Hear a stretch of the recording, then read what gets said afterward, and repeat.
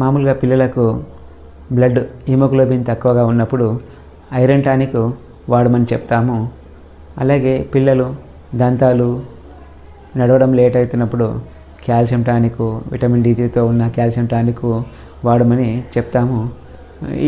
ఇలా iron tonic, calcium tonic ఒకటేసారి కలిపి పోయకూడదు. ఎందుకంటే ఐరన్ అనేది ఈ కాల్షియం తోటి బైండ్ అయ్యి ఒక కాంప్లెక్స్ తయారవుతుంది.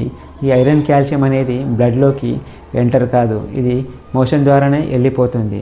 సో కావున ఈ ఐరన్ టానిక్ తీసుకోవాల్సిన జాగ్రత్తలు చెప్తాను. ఐరన్ టానిక్ ఎప్పుడు ఎంప్టీ స్టమక్ తీసుకోవాలి. ఒక 1 అవర్ బిఫోర్ కానీ ఐరన్ టానిక్ తాగిన తర్వాత 1 అవర్ తర్వాత కానీ ఫుడ్ తీసుకోవాలను. ఐరన్ ఎప్పుడు 2 టైమ్స్ పొద్దున రాత్రి వాడవలను. ఈ కాల్షియంను మధ్యాహ్నం ఫుడ్ తర్వాత తీసుకోవచ్చు.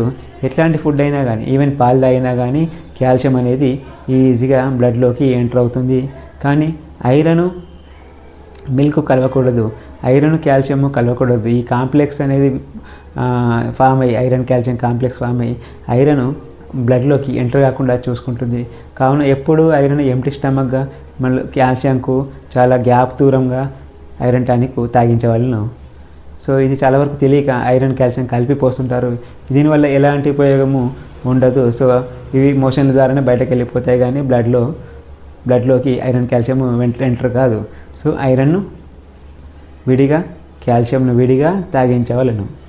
Thank you.